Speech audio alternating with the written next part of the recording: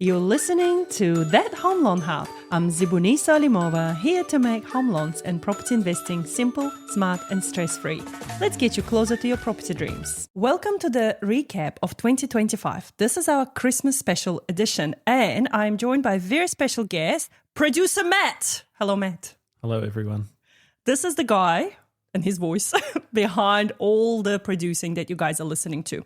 So Matt has been on this journey with me over the last 12 months, and he believes that was his vision that brought all of this to life. I mean, we all know it was me, but hey, no, it was him. He told me one day that podcasts are going to take over the world because everyone now listens to podcasts, right, Matt? Where do they listen?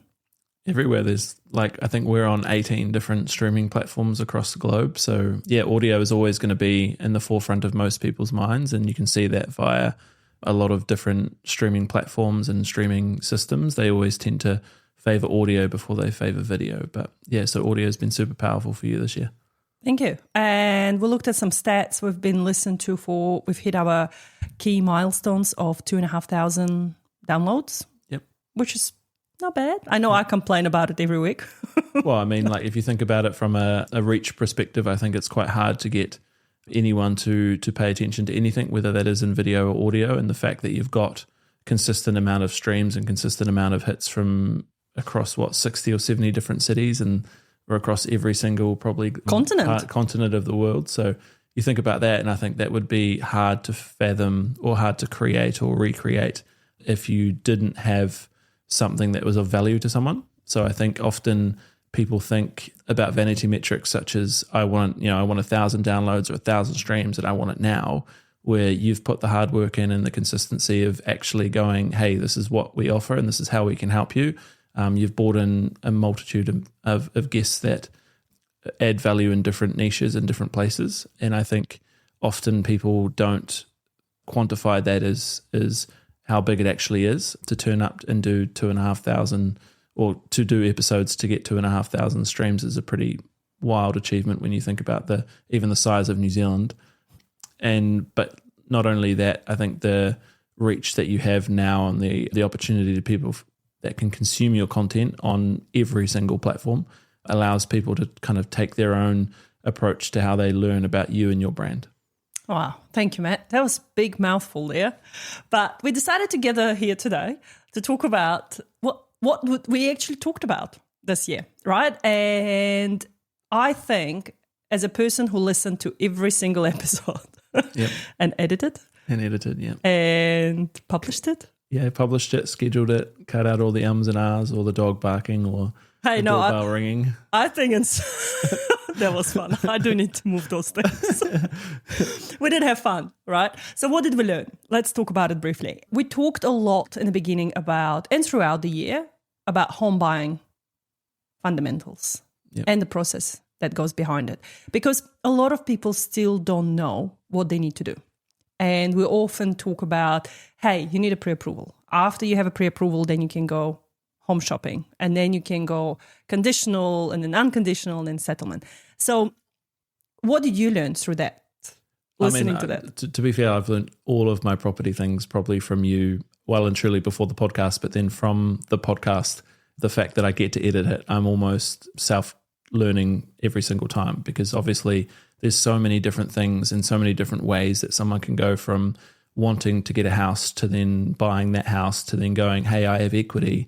Like we've had so many conversations about my frustration around the fact that so many people are probably sitting on so much equity and they don't fully understand the power of that equity and then building their portfolio no matter what age or stage they're at.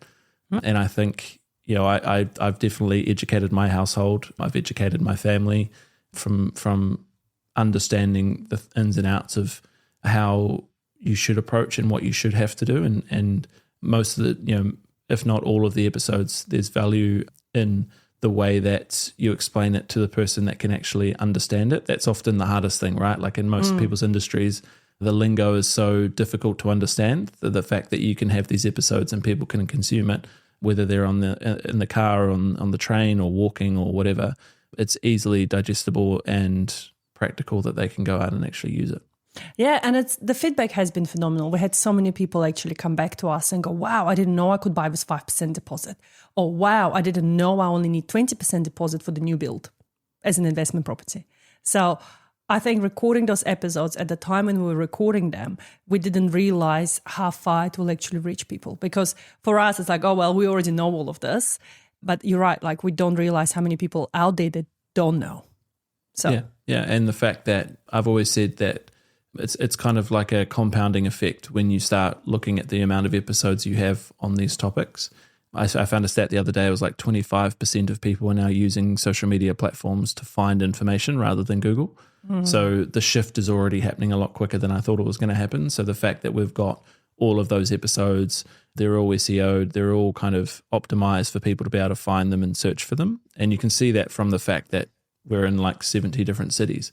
If people weren't interested in mortgages or the home buying process, or at least getting ahead of them, ahead of the norm of investing and saving, then people wouldn't listen to the episodes. So the fact that people are looking for it is really cool to see.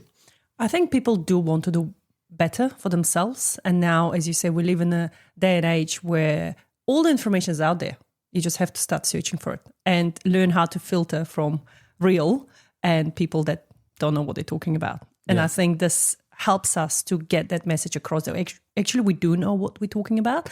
And that brings me to the second point that you just mentioned, is about the mortgage strategies and the market conditions, because this year we've covered a lot around OCR. And I think that was one of our top searched words for New Zealand, the OCR, because every time there was an OCR review, there was a big deal. That is it going to continue to go down? Is it going to continue to go down? And to be honest, all of our predictions were on par to what the economy was doing. And with the OCR, it was obviously the interest rates that people were interested in, like if the home loan rates are going to go down. Apart from just the last week's glitch where the economy has just did an absolute U-ey and the banks started to increase the rates unjustifiably so. Even the government told them to, hey, pull yourself back and get the rates down, but the banks are not listening. So even just yesterday, at the time of this recording, one of the major banks has increased the rates again. So that just shows that sometimes even we don't have a crystal ball, I think, and everything was pointing that the rates will continue to stay down. And even through the next year, they might just plateau. But here we are. So we don't know. Next year is going to be quite interesting. So do you think having those conversations are helpful for people? I think it's just, we live in an age now that we've got everything at our fingertips, right? Like my parents, my grandparents, all of those generations had nothing near the availability of information from people that are actually doing it. This isn't like lecturers that didn't have businesses teaching business, right? This isn't books or textbooks that were written 30, 40 years ago. And that was, unfortunately, I guess, from my opinion, that was the education that like my parents were taught, which that's fine. Like they can go and buy their house and they can do whatever they want to do. But like the episodes that you're releasing, the information that's on all of your social media channels are from real stories, real case studies, real proof, real things that you guys and your team are going through. And I feel like when people really pay attention to the fact that you can learn everything on social media and you can consume as much content as you possibly want, there's endless amounts of opportunities there. There's hours on podcasts just alone. You can go from having no hope of getting a home to having like a full reality of having your own home in a real quick turnaround. Like it's not an easy thing to do by any stretch of the imagination, but with the amount of information available from the OCR to understand what the OCR is, to why the banks increase their rates or increase their, all of those things, it's really important that people understand that this is only going to get more powerful. There's only going to be more information. And as AI becomes more popular and more consumer focused, the possibilities are endless from someone to understand the whole entire process in a really short amount of time. So, you've said so many times on the podcast around how you've gone and talked to people and they've thought they've had no hope, and then they've gone away and consumed content from yourself, and they've gone from being in a really dire situation to owning their own house. And it's a simple understanding of that, they've gone away and done the time and the content, but you have been the person that I guess has guided that ship. So I guess you can only see so many people in a day, But with the podcast and with the content, you're able to help so many different people that not only probably won't come to you and say that they've used your content to do it, but those people that have is a super powerful tool and a realization that these people want this information, because mainstream media is kind of really focused on whatever benefits those mainstream media sites. But with the reality of a podcast, you can go and say, hey, is this actually true? Are we actually facing a hard time? If they come and find an episode that explains the OCR and then explains all of these things, then they'll go, oh, actually, it's not as bad as it seems to be. The way that social media and algorithms are set up is that the more content you consume of the one thing, the harder it actually is to get out of that algorithm. So, for example, if you consume a whole lot of things about how dire the financial state of our economy is, then all you'll get fed is more stuff about dire situations. But if you actually broaden your horizons and consume content in a way that works, such as listening to a podcast about OCR and understanding fluctuations in interest rates, the fact that, I mean, ultimately everyone says to themselves, I'll wait till the market is right, or I'll wait to the right time to buy a house or invest in property. But ultimately there's never a right time, because if you just try and time the market, you end up trying to pick something that's virtually impossible to pick. So often, like when you look at the episodes and when I listen to them and edit them, I really figure out that there's actually no good time to buy. You just need to start consuming enough information to make yourself ready to make that jump. Like, this is the most important decision of anyone's life. It's never going to be fully comfortable, but often those decisions that are less comfortable are the ones that make you either the most money or put you into a situation that might put you ahead in your journey or where you want to see yourself.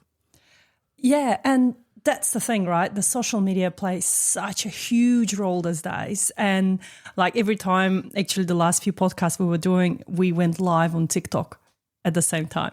And that just showed to us the power of people looking behind the scenes of how we record the podcast, what are we actually talking about? And they're getting this raw information firsthand. And because often when we stop recording, we actually talk about other stuff as well in between. So I think it's a reminder to people that follow the people on social media that have authority in the industry. Like if I want to know something about architecture, I will go and follow someone that knows about architecture. If I want to follow someone that knows about social media, like I'm following you to see what you're up to, So I think it's just a timely reminder for people to use the social media to their advantage.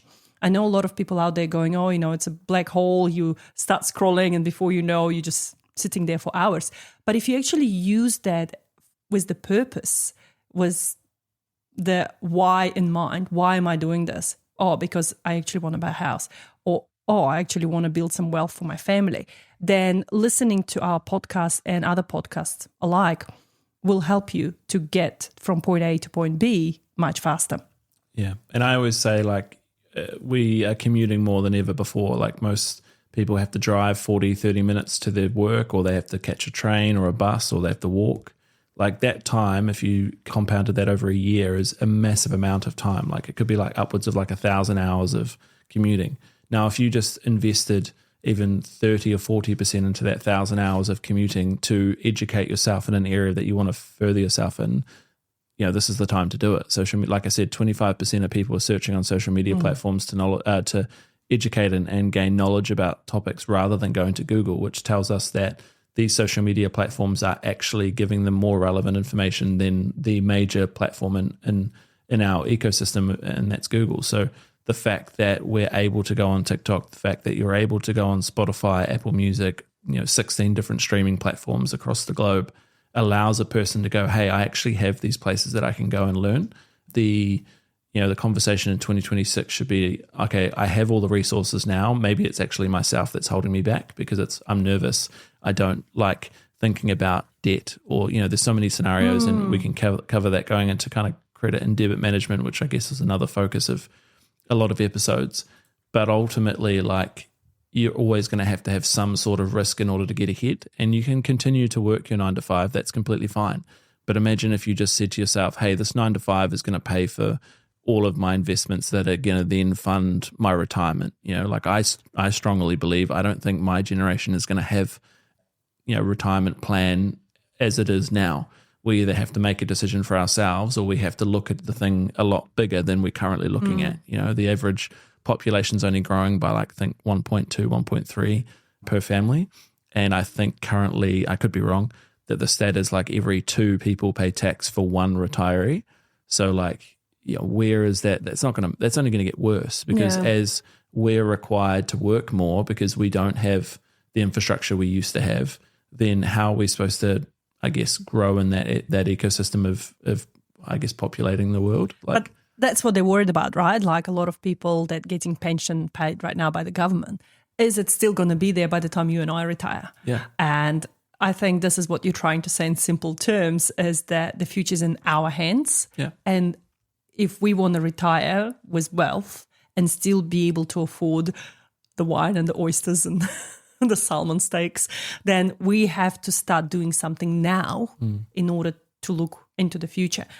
I guess what you just mentioned around the credit and debt management was another highlight of the year that we talked a lot about, is that, one, sometimes people are terrified to come to see us if they have a large student loan.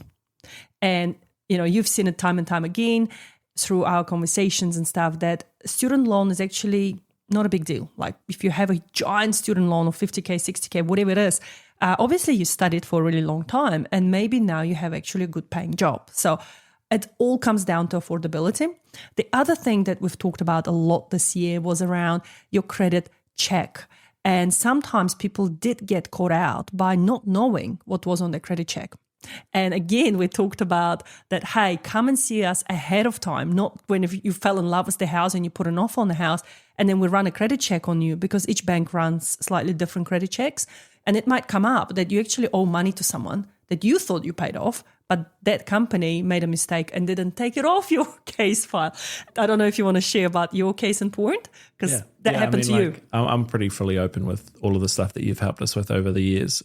And honestly, like, I think for me, most of the time it's coming to you with a plan in my head around what we want to do and how we want to do it and how we want to roadmap. Like the amount of times I think people make knee-jerk reactions because, like you said, they fall in love with a house, but they could have probably started that journey 3 or 4 months before they found that house.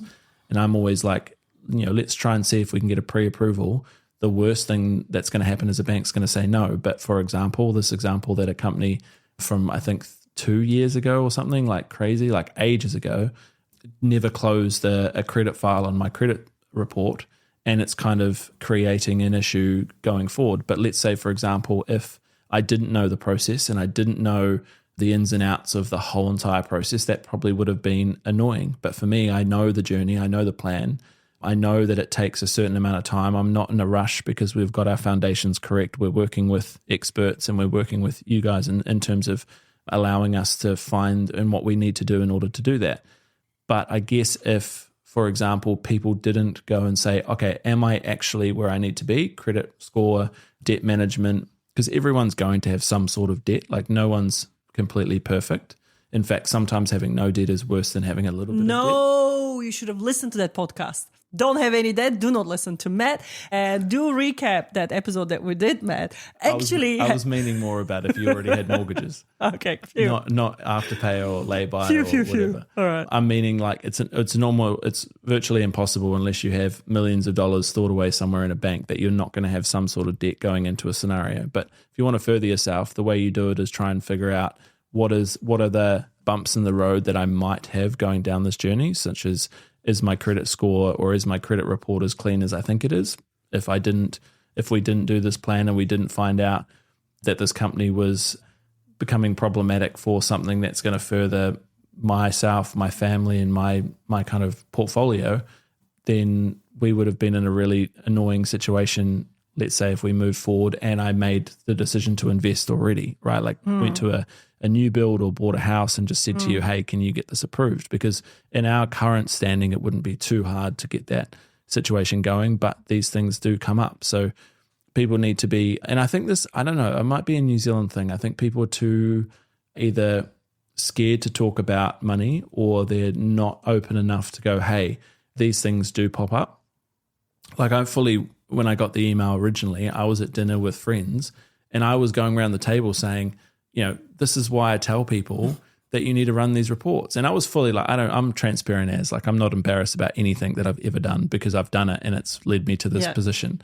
But if only more people were as open as maybe I was, and it doesn't take a long time to get to that place, then you will probably be further ahead than when maybe people are listening and thinking they should have been. Especially in a reflection stage now, people are off work, people are hanging out with family, they're getting educated by someone at a barbecue saying you shouldn't invest in property because it's risky or whatever. Yeah, Uncle Bob. You often hear me talking about Uncle Bob. Yeah, and like we've had heaps of communication about this current situation. And I'm like, okay, I'm just going to contact this business nice and calmly. I said, hey, like, we know, and they've admitted it, it's in emails. But if I wasn't calm and collected and I didn't know the process and I didn't know this is just part of the journey, this would create a lot of tension all the time. And it wasn't my fault. Like this is the other thing. Majority of the time, these things are on reports that aren't necessarily as problematic as what it would work out to be. So I think if more people were just like, hey, these things have happened, I'm going to try and figure out a solution to this problem.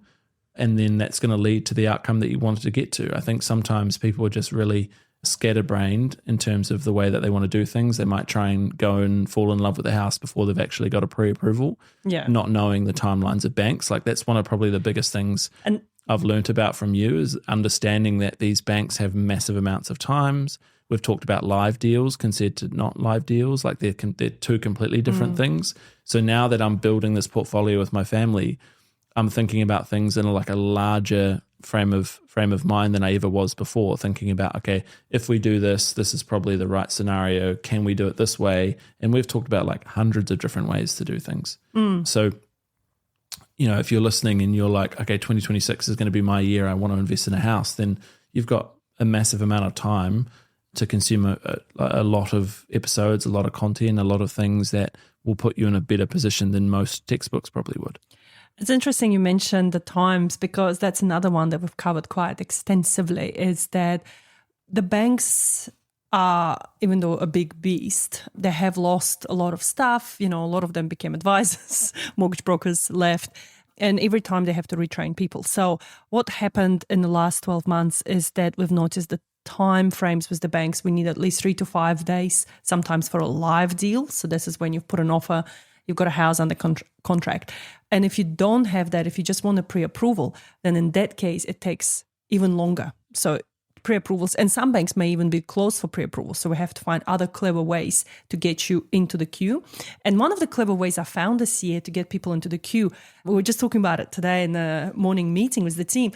It's been a fantastic way to get people into the queue, get them assessed, run those credit checks, address those problems that people have, you know, through their spending, through their credit checks, whatever. And then clean up the act and then find a house and then go back to the bank, because those pre-approvals usually last 3 months and then we can roll them over again. So in saying that, it gives you 6 months to do something about your buying potential. And doing that well ahead of time will place you on top of the queue. Unfortunately, what happened end of November was the banks came up with this great offer of 1.5% cashback. So the timelines were already delayed with the banks, and then suddenly we have this massive offer to deal with, and that created an influx of applications because everyone wanted to jump ship. They wanted ship. That's one word I cannot get. I wonder if you're going to edit this part out. No, I'm going to keep it in. So the people decided to jump across, right, from one bank to another bank, because who doesn't want an extra $2,000, $3,000, $5,000 in their pockets right before Christmas? So that created so much work for us at the busiest time of the year anyway, where everyone wants to be in their new home before Christmas. Guys, if you want to be in your new home before Christmas next year, can you come and see us, please, in like March?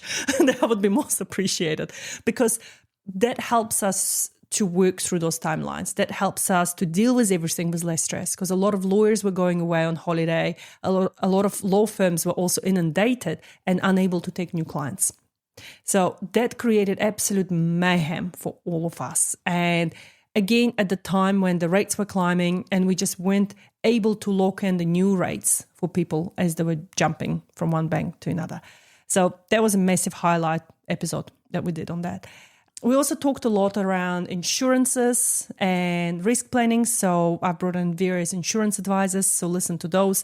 And again, this is all about protecting yourself as the largest asset that you will have. Because if something happens to you, Matt, and me, that's it. This is the collapse of our business, right? And people often forget that. They often think that, I need to protect my house, I need to protect my car, because the chances of a car crash, how many claims have you made this year for your car? And how many claims I made on my car? Not that I've crashed into anything, but the reality is people think that those things are more precious to insure versus themselves. So again, I would encourage people to go back and listen to those episodes.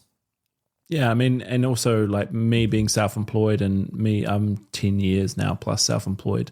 I always think now I'm at like the time where I'm going to grow the quickest and fastest. The least, the last thing I want to think about is if I get injured, if I get sick, if something happens to a property or whatever. I want to know that all of that's taken care of. And that's why, you guys sought me out in terms of insurances and contents and all of that stuff. And I think the thing that people forget about is that when all of that is taken care of through a broker, you don't have to think about it. It's just a payment that goes out every month. And granted, like in different people's stages, that amount of money will be a lot or it'll be a small amount in consideration to what they're currently going through. But ultimately, you'll grow quicker and you'll do more things a lot more efficiently if someone else is taking care of that stuff. For example, I'm talking about insurances and how things have changed in our lives, both income-wise, security-wise, all of those things. And I'm like, okay, first thing I did was fire an email off saying, hey, is anything going to be changed? Do I need to get any more cover? I don't mind about the payments. I just want to make sure that all of our things are covered. And we've always thought about it from the perspective of if something happened to me, I want to make sure everyone in my life is taken care of. There's no debt, there's no risk. There's no worries because obviously, hopefully, they'll be worried about me. We'll all be worried. But I don't know what's going to happen to the podcast, man. Yeah, but I'm always a thing of like, I understand people's cash flows. I understand how hard it is because I'm talking to those businesses and those business owners. I'm not oblivious to that fact. But I can't remember the last time I thought about an insurance payment going out. I just set and forget, put it in an account, a separate account. Like I've got like 12 different accounts. And every account is just itemized based on those subscriptions or those services. And all of the money just goes into those accounts and they just go out. And I feel like I've probably done things this year and achieved things this year that I probably wouldn't have if all of those things weren't taken care of. And again, like from those episodes, you don't have to pay for this knowledge. This knowledge is available on social media platforms or on streaming sites that are all available on your phones, on your cars, on your TVs. They're all there for you. You just have to actually go and find this information. And some of the time it's just putting in those keywords, insurance, life insurance, car insurance, whatever. And then the social media platform will populate the information that they believe is going to be the best suited for you. So it's all there for you. Sometimes, like a lot of times people go, something happened and now I'm left with nothing. And I'm like, okay, that's an extremely bad situation to be in. But what are we going to take away from this? Because as well, like you've known me for a while now and I've had situations that were average, but I'm always a person that goes, okay, well, this is teaching me something. How do I then go away and actually improve this? And we've talked about things around timeframes and whatever. And sometimes you just have to wait. You just have to keep working. Which you and I are really bad at. Yeah. We do not like to wait. Things. But sometimes, the payoff in 6 or 7 months or a year's time or, developments are the most frustrating thing. Like, they take 12 months to build and now, you're covering the costs or you're covering the whatever or whatever these decisions are. There's turnkeys, there's progressive payments, there's insurances that you need to focus on. But ultimately, the least amount of risk is making sure that you have all of those things up to date. And most importantly, you actually focus on the renewal dates. Like you've talked about those in episodes, like how many times have people just kind of let their insurances roll over, but yet their circumstances have changed. Now, you guys you don't have a crystal ball. You can't just go through and go, this person X, Y, and Z, like you're there for them over a period of time and you're always there for everyone. But ultimately it becomes a person's responsibility to go, hey, my lifestyle has changed. Hopefully majority of the people listening have increased their income. they've increased their portfolios, they've got their first house maybe. Now, you're going to have that first house for a period of time, and then these things are going to change and some things are going to happen. You might do some renovations, some things might change, so your insurances might have to change, whatever. This information is there for you to listen to. So I think, 2026 is going to be a really cool year for a majority of the people listening, because you're only going to get more episodes with more professionals in their industries. And there's some really cool ideas that we've been talking about, and episodes are going to come out. I was the big pusher, I guess, in your space to go to 7 episodes a week. It's not exactly easy for either of us to make sure that 7 episodes happens every week, especially from your side, considering how busy business is. But ultimately, you've seen the massive transformation of consumption as soon as we went from 1 or 2 episodes a week to 7 episodes a week. And we try to keep them short and concise, not like today. Today is like a big recap that I think people will have to come back and listen to in several parts. But you're right. Like, we try to give the information to people in bite-sized sizes, so they can consume what they can consume, and they can re-listen to it several times. Because what I often find is when I do have those meetings with clients, they only take in 50% of information on the first time, because they thinking as I'm talking. They thinking. And this is where the problem is, because if you're not actively listening, or if you have worries in your mind, then it's really hard to put new information in. So often what happens is I have a meeting with clients, I give them all the information, they go, cool, got it. They'll go away, and literally as they leave, they will send me an email asking me the same questions that we've just discussed. So having these episodes have been really awesome tool to go, hey, this is what I've recorded. So during the meetings, I would say to them, this is our podcast. So I would suggest you go and listen to this episode and that episode. And it's really easy to find them. And they go, oh my God, I've listened to that, So they actually go home and do their homework, because as you say, the responsibility goes both ways. It's my job to provide the advice. It's my job to provide the information. But if you're not willing to listen actively and take that all in, then I can only do my job halfway. Yeah, and most people learn and consume information differently. Like there can't be a one-dimensional way of someone consuming information, right? Like, we can't just expect that a person that is making one of their biggest decisions of their life, and they might only make one decision like this in their life, is going to pay attention 100% of the time when they're nervous around another person of authority going through this whole entire process with them that they're not really that familiar with. So the fact that they can go away and listen to an episode, or they can be reassured, which is me being in social media, I know that a person needs to be informed around 9 times to make a decision, right? So if you're only talking to them once, and that one time could have been a 10 out of 10 experience, but they're the ones going home and sitting there nerve-wracking, going through their budget, assuming that they can't do X, Y, and Z of what they said you just might have told that they could do. It allows them to have a little bit of peace of mind going, hey, there's like 100+ episodes of this person talking around the things that she was talking about in this session just before.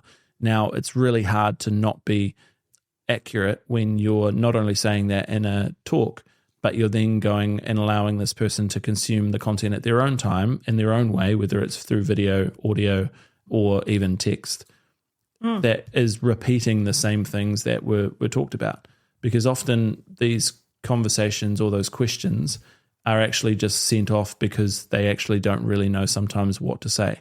They're just saying, okay, this is what I think I need to ask, because that's kind of what I believe would be the right way of saying it. And yeah, like I said, it's a stressful time. Like home ownership or investment is never going to be, I don't think, unless maybe you own like 30 properties, a comfortable time for anyone, because with it comes a whole lot of different things. People are going from paying rent to then paying a mortgage. That mortgage cannot be missed, right? Like, it's not a payment that you can just go, I'll pay when I want to pay. You have to make sure that even if you are sick, or even if you are made redundant, or even if you are unfortunately in a scenario that takes you away from your loved ones, that this stuff continues to go ahead as planned. Yeah. And often the planning part, and what I've focused on, and what you've done many episodes on, and people have even said that from being guests, is that when you actually have a plan and you've made this roadmap with your experts in your fields, you actually are able to achieve it probably because you've actually planned it out properly rather than just having a knee-jerk reaction. Exactly. And that brings me to the other topic that we've covered intensively and excessively is around the KiwiSavers, because that's a topic for a lot of first-home buyers, but also a topic for a lot of people that already bought a house and then they can't use their KiwiSaver. And what do they do now? So I know James and I have covered a lot around KiwiSaver, and next year I actually have more plans to bring other guest speakers from the investment firms to talk about KiwiSavers, because again, as we've just mentioned, who knows if the pension is going to be there by the time we retire. So building the wealth through property, but also as investment products, you need to have a fine balance. And again, this is not a financial advice, so to speak, but a reminder to make sure that you always keep on top of your finances. And it doesn't have to be scary and it doesn't have to be nerve-wracking. But if you start small and start learning, then you go, okay, maybe like, you know, when we do house clean and you go, okay, this weekend I'm going to attack this room or the bathroom. Like for me, for instance, every weekend it's a bathroom clean. I have to go through all the toilets, all the showers, and I have to make sure it's thoroughly clean. So same with your finances. Why don't we sit down and look at our finances? You know, whether every week you tackle, okay, do I need to review my bills and who am I paying? Is it power companies this week that I need to ring around and see if I can get a better deal?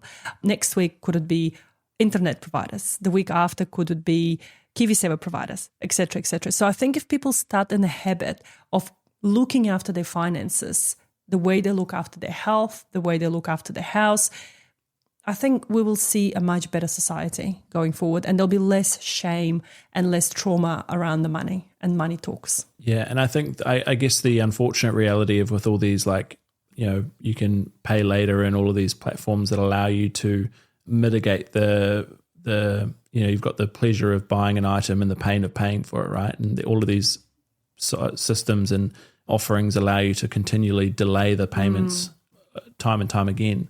It kind of gives you this false reality of actually 6 months is a short amount of time to revolutionize your life or, you know, change the way you are actually living. You know, for me, I was a big believer of separating every single account, and I get laughed at all the time, and, you know, it's a running joke in my friends groups. But ultimately, it's saved me from all of the stressful times, because obviously, like, being self-employed, my income is as consistent as I can possibly make it, but there's always ebbs and flows, right? There's really good peaks and there's low troughs. So my goal is to not really focus too much on the peaks, but focus on the troughs. So I'm like, okay, how can I reduce the risk of anything being negatively impacting my lifestyle? That was separating all of my bills into different accounts so that I knew that those small amounts of payments every week or every month, you know, most of my payments come in, let's say, monthly, or some of them come in weekly. So there's always this different incomes coming in at different times, but I know my fixed amounts and I know my fixed, you know, amount that's going to hit my account, and I know how many bills I'm paying for and how much that equivalates to. The same thing applies when I think about anything in terms of financial responsibilities, like how can I mitigate the amount of risk by taking on this asset, or how can I mitigate the risk by focusing on good financial planning? And for example, like, I use an accounting software called Henry. Henry prepays all of my tax, all of my ACC, all of my GST, all of my KiwiSaver, all of that stuff goes out of my account before I even see the full amount. Now, I know what the amount is versus the amount that actually hits my account, but the majority of times that I've even worked with contractors that had no accounting software, they didn't even know what Henry was. They didn't, you know, all of these things in the educational. That's scary. Yeah, because obviously, like, the good thing about it is that you're prepaying it. You're most likely going to be prepaying it at a higher rate, which means Henry will probably give you some money back.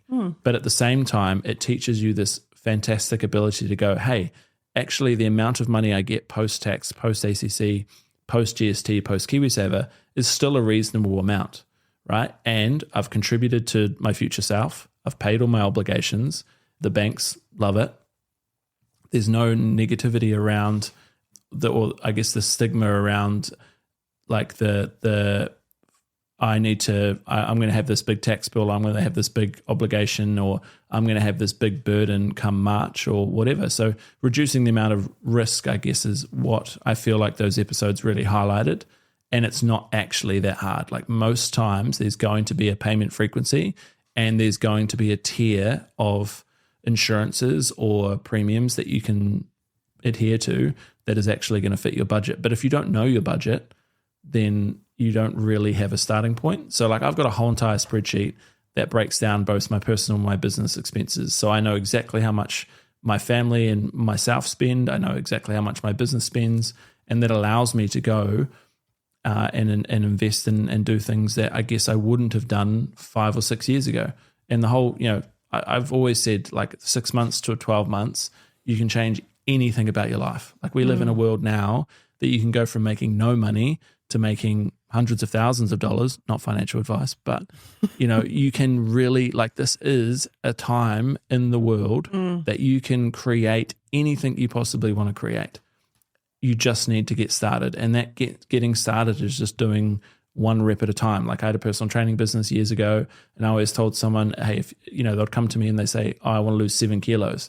I'm like, no, you want to lose 1 kilo 7 times. That's it. You don't have to lose 7 kilos at once. You can lose 1 kilo and then you just repeat the process. So the same focus is if you're in a situation financially that you're not happy with, make a roadmap, invest in the time and energy it takes to work with advisors, and just focus on the small wins often. And ultimately the 6 to 12 months down the line, like Christmas to Christmas, your Christmas in 2026 is going to be 100% different than it's going to currently be now if you actually take up the opportunities that the world is giving you. Like social media, consumption of social media has never been easier before. Everyone's TVs, everyone's phones, everyone's cars have all of these accounts built into them for free. And you can go and find that research. I mean, you can even go to AI now and ask for the information, and it would be served the relatively right information. Now, some of it might be false, some of it might be real, but at least it's a starting point and you're actually doing something. Exactly.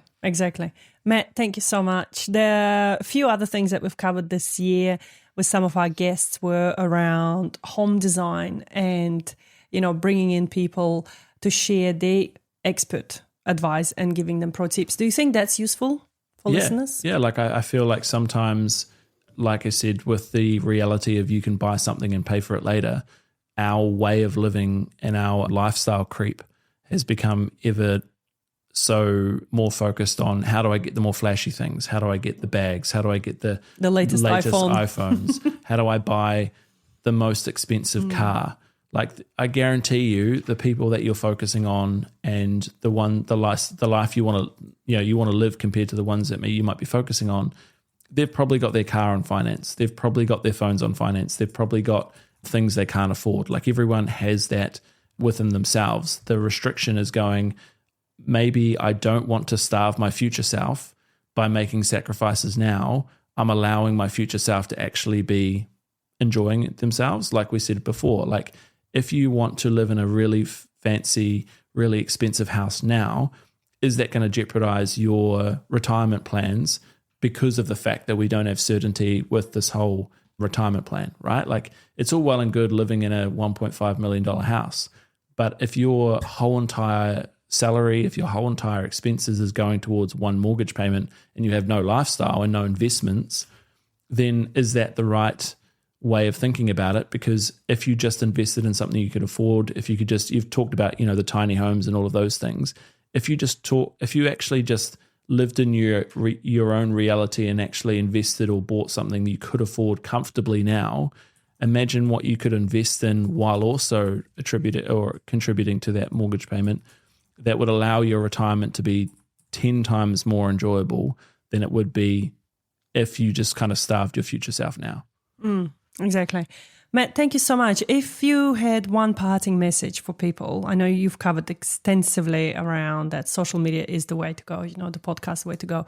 But from your own learning experience this year and from listening to this podcast, what would be like the absolute key message? Anything is possible. Like there is not a single thing that you could probably think of if you're listening to this, whatever age you are, whatever stage you're at, anything is possible.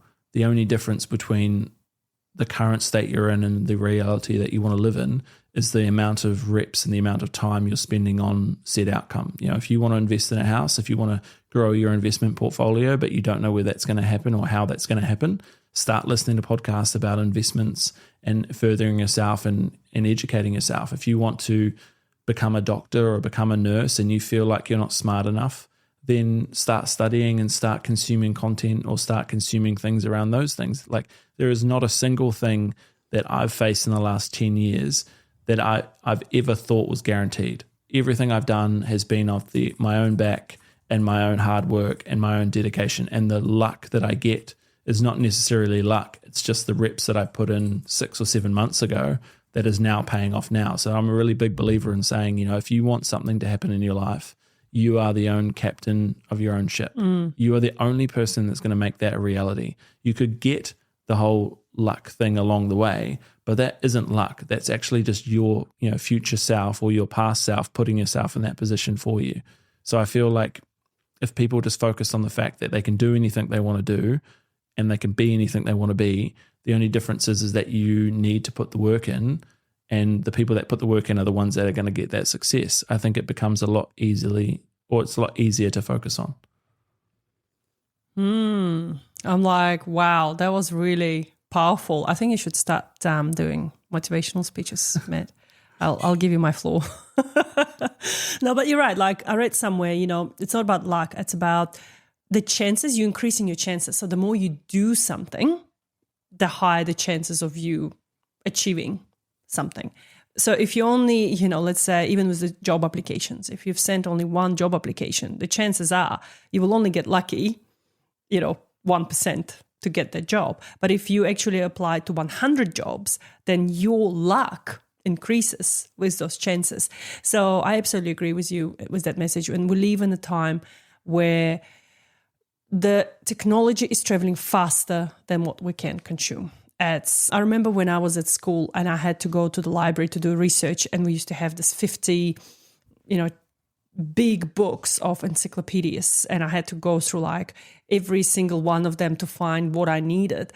And looking back at it now, I'm like, how lucky are we to live when we live? And even my son was saying to me this year that he was using ChatGPT to help him with his assignments and stuff at school. And I'm like, wow, you're only 13. I remember being 13 and, you know, staying all day in the library. Maybe that's why I'm so smart. Nah. But, you know, the kids are so lucky these days, and not at the same time, because that whole social media and keeping up with the Joneses and looking at, hey, you know, he's got a flash house. How come I don't have a flash house? Like, make sure you don't compare yourself. That would be my message to people, is that don't compare yourself in life stages that where you at to your friend, because you never know what life they had. You never know, you know, they never know what journey you're walking through, because a lot of us are suffering in silence these days. You know, there might be relationship breakups, there might be health issues, there might be career challenges, and some people might want to travel, some people might want to study. So never ever compare yourself to someone else. But what you can do is to set your own goals and be in control of those goals for yourself. That would be my parting message, I think, to wrap up 2025, is be in control of your own life, of your own destiny, and don't let anyone else to tell you that you can't do something. Powerful. Thank you. Should we wrap it up? Yeah, I think so. Well, are we going to sing Merry Christmas? Jingle bells? I definitely can't sing. But I can train myself in 2026 to sing. All right. Well, you guys heard it here first. And 2026 recap, Matt is going to come back and we're going to sing the jingle. We'll practice a bit more. Thank you guys so much for listening in. This episode has been probably the longest we've ever done, but hopefully you've listened to it and it's been worth it. And if you do have any questions, remember, we're always here for you. And if we're not, AI will be. Thank you and goodbye. And that's a wrap on That Home Loan Hub. Don't forget to hit subscribe and join me next time for more property tips and tricks. Your next smart move starts here.